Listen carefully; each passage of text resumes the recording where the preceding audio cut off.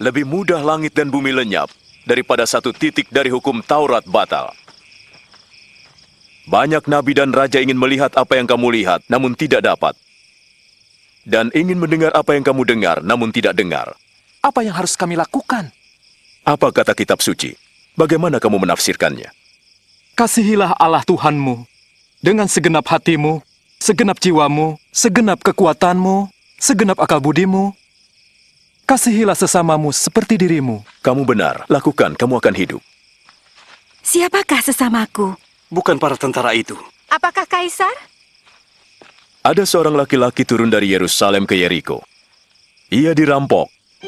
Ia juga dilucuti, lalu ditinggalkan. Datanglah seorang imam melewati tempat itu.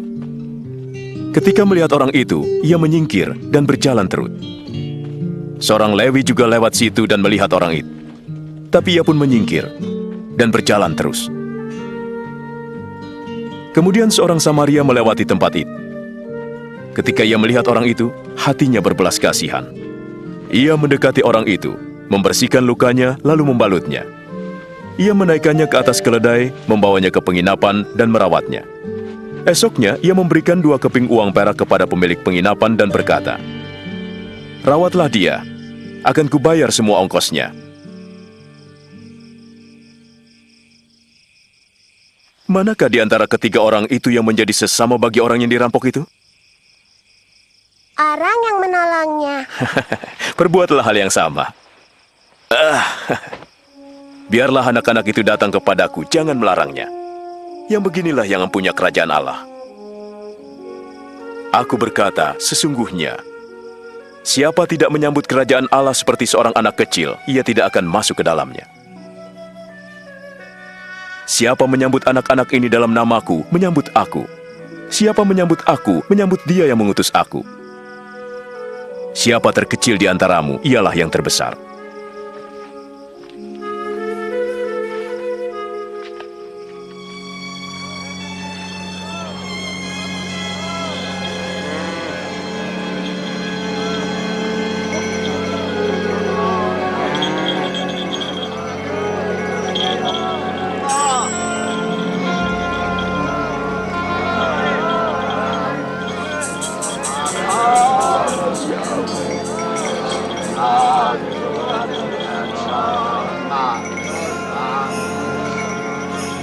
Ada apa-apa yang terjadi? Isa orang Nazaret sedang lewat.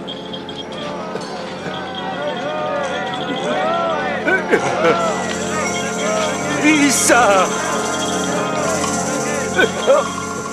Isa! Anak Daud, kasihanilah saya.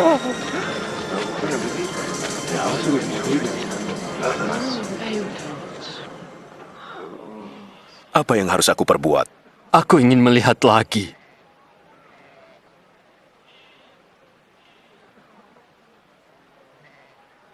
Melihatlah. Imanmu menyembuhkanmu.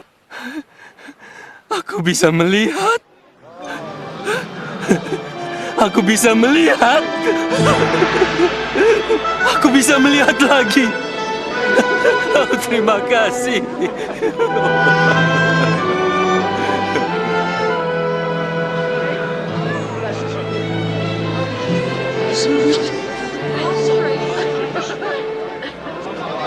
Ketika Isa pergi ke Yerusalem, banyak orang mengikutinya. Mereka memintanya untuk menunjukkan jalan keselamatan dan mengajar mereka tentang kerajaan Allah.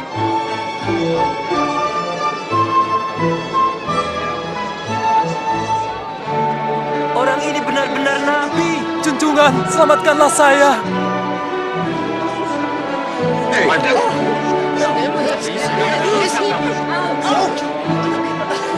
Selamatkan kami, junjungan. Syukur kepada Allah. Tunjukkan kami jalan yang lurus, junjungan. Orang-orang mulai menerimanya sebagai junjungan dan guru. Zakius, penagih pajak di Yeriko, ingin melihat Isa, lalu ia memanjat pohon. Turunlah Zakius. Aku mau singgah ke rumahmu. Ke rumahku? Kamu ke rumah Zakius? Bagaimana Zakius mengenal Isa?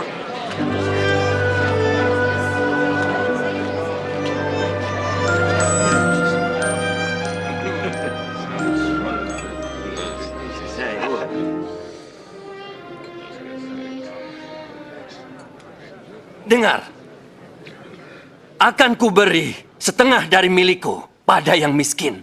Dan jika aku telah memeras orang, akan kubayar kembali 4 kali lipat.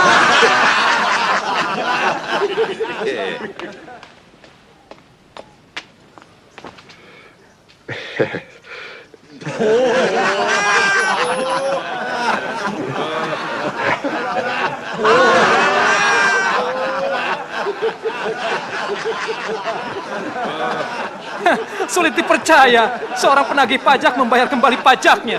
Tidak mungkin.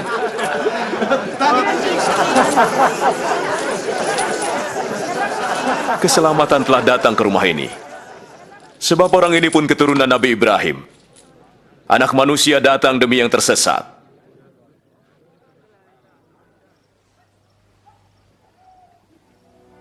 Dengarkan.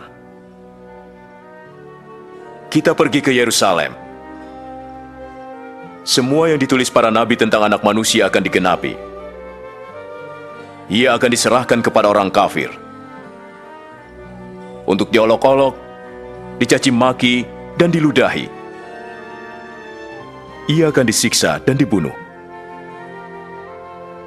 Tapi di hari ketiga, ia akan bangkit.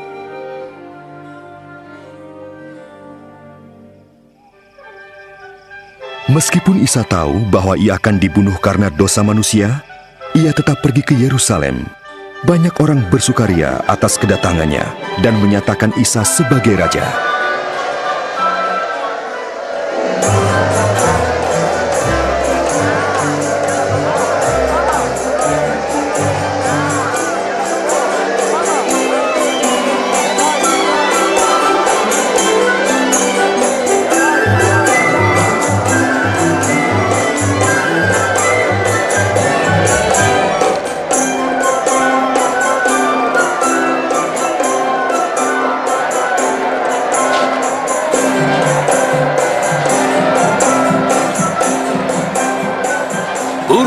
Suruhlah murid-muridmu itu diam. Aku berkata, jika mereka diam, maka batu-batu ini yang akan bersorak. Mulialah, mulialah Isa.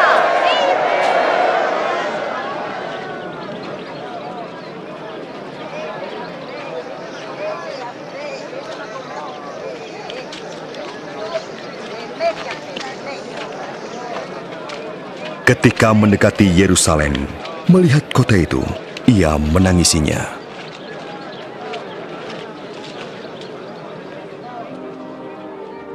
Jika saja hari ini kamu tahu yang baik bagimu, sayang kamu tak melihatnya. Sebab musuh-musuhmu akan datang, membangun kubu, mengepung dan menghimpitmu dari segala arah, lalu menghancurkanmu di dalam tembokmu. Kamu dan anak-anakmu, satu batu pun takkan mereka tinggalkan tersusun, sebab kamu tidak tahu saat Allah melawatmu.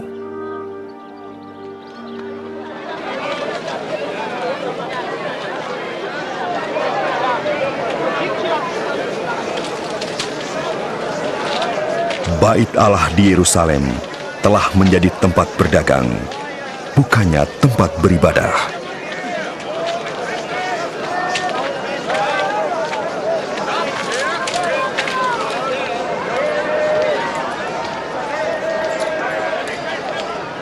Lima, 6, 7, 8, 9, 10, 11, 12, 13, 14, 15, 16, 17, 18, 19, 20, 21, 22, 23, 24, 25.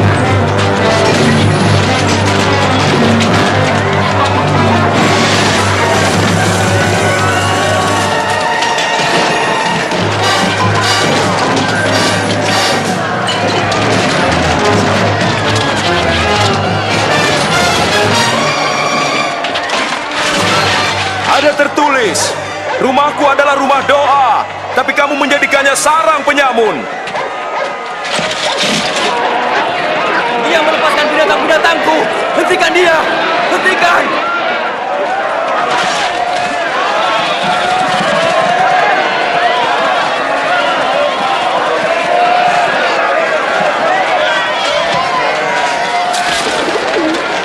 Panggil penjaga! Panggil penjaga! Tantangan dari para pemimpin politik dan agama semakin hebat karena banyak orang menyatakan Isa sebagai raja. Saya tahu banyak orang yang telah mengeluh-lukanya sebagai raja. Raja? Raja pengemis, pelacur, dan pencuri. Kita sudah melihat sebelumnya. Mereka datang, membuat pernyataan, lalu dilupakan. Jangan tutup mata. Pengikutnya semakin banyak. Rakyat mengaguminya. Dan berpikir ia seorang raja. Dengarkan hal ini baik-baik. Jikalau orang ini sampai membuat keributan, saya akan menuntut.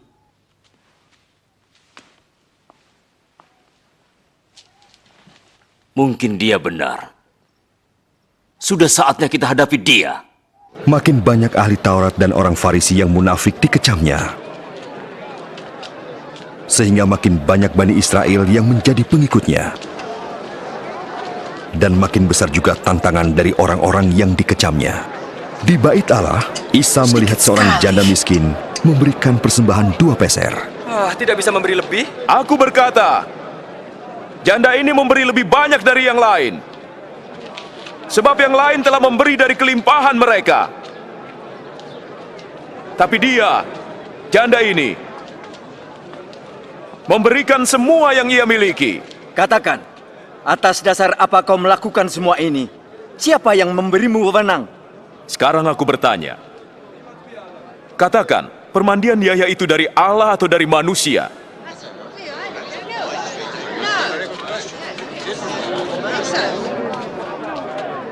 Apa jawaban kita? Jika kita jawab dari Allah, ia akan berkata, mengapa kamu tidak percaya? Tapi jika kita katakan dari manusia, kita bisa dirajam. Sebab mereka yakin bahwa Yahya adalah nabi. Kami tidak tahu dari mana asalnya. Aku tidak mau mengatakan atas dasar apa aku melakukan ini.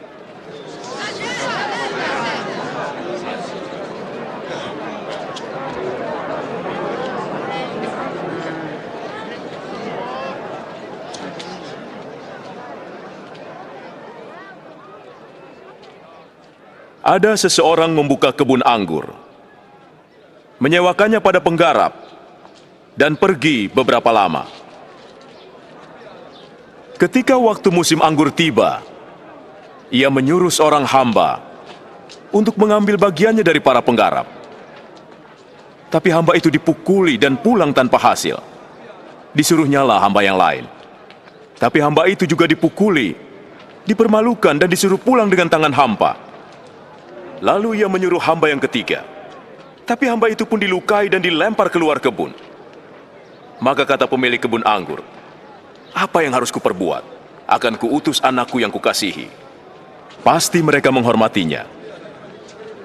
Tapi ketika mereka melihatnya, mereka berkata, dia ini ahli warisnya. Bunuh dia dan warisannya jadi milik kita. Lanjutkan, junjungan. Mereka menyeretnya keluar kebun dan membunuhnya. Apa yang akan diperbuat pemilik kebun terhadap mereka? Ia akan membunuh mereka dan menyerahkan kebun itu pada orang lain. Jadi apa arti ayat ini? Batu yang dibuang oleh tukang-tukang bangunan telah menjadi batu penjuru. Siapa jatuh ke atas batu itu akan remuk. Dan siapa ditimpa batu itu akan hancur jadi debu. Guru, yang kau katakan dan ajarkan itu benar. Engkau tidak memandang muka, tapi engkau mengajar kebenaran tentang jalan Allah. Katakan, apakah boleh kami membayar pajak kepada Kaisar Rum atau tidak? Hati-hati, junjungan. Dia menjebak. Perlihatkan uang logam.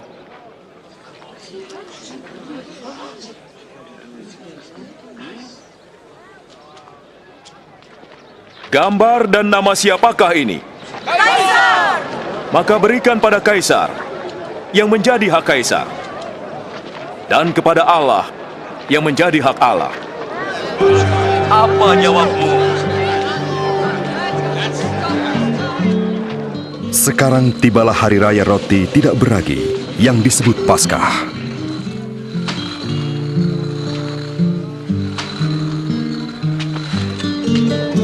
Isa menyuruh Petrus dan Yahya pergi mempersiapkan makanan Paskah.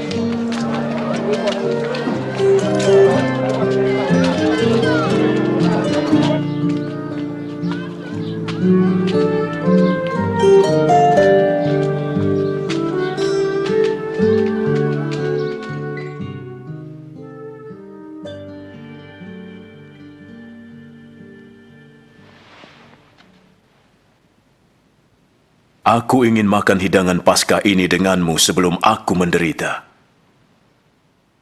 Sesungguhnya, aku takkan memakannya lagi sampai maknanya digenapi dalam kerajaan Allah.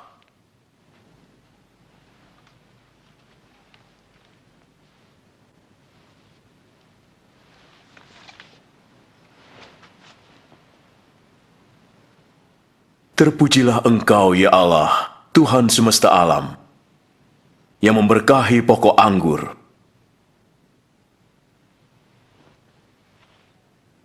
Ambillah ini dan bagikanlah. Aku tidak akan minum lagi anggur ini sampai kerajaan Allah datang.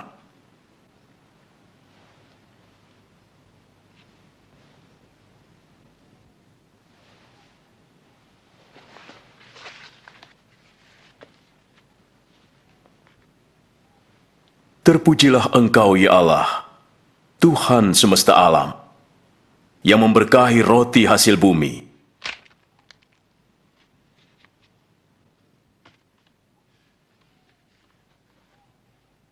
Inilah tubuhku yang diserahkan bagimu. Lakukan ini untuk mengingat aku.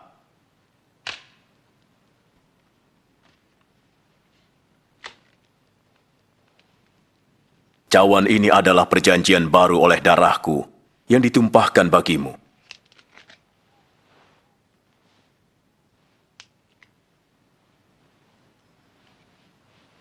Tapi lihat, orang yang menyerahkan aku ada bersamaku di meja ini. Sesungguhnya anak manusia harus mati seperti yang ditentukan Allah, tapi celakalah orang yang menyerahkan dia. Mana mungkin? Tidak mungkin. Tapi siapakah dia? Mustahil. Siapa pengkhianat itu, junjungan? Mustahil.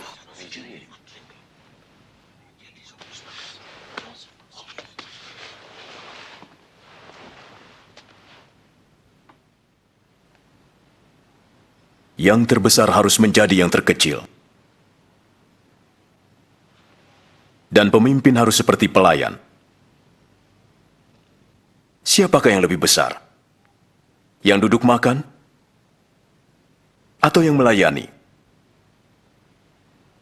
Tentu yang duduk makan. Tapi aku berada di tengahmu sebagai pelayan. Kamu tetap bersamaku dalam segala pencobaanku. Dan aku menentukan kerajaan bagimu. Sama seperti Bapakku menentukannya bagiku. Kamu akan makan dan minum semeja dengan aku di dalam kerajaan. Dan kamu akan duduk di tahta menghakimi 12 suku Israel. Jadi pengkhianat itu tidak ada. Simon, Simon, dengar. Iblis ingin menyaring kalian untuk memisahkan yang baik dari yang buruk bagai gandum dari sekam. Tapi aku telah berdoa agar imanmu jangan gugur. Jika engkau sudah insaf, kuatkan saudara-saudaramu. Junjungan, aku siap untuk dipenjara bersamamu dan mati bersamamu. Dengarlah Petrus, ayam tidak akan berkokok hari ini sebelum kamu menyangkal aku 3 kali.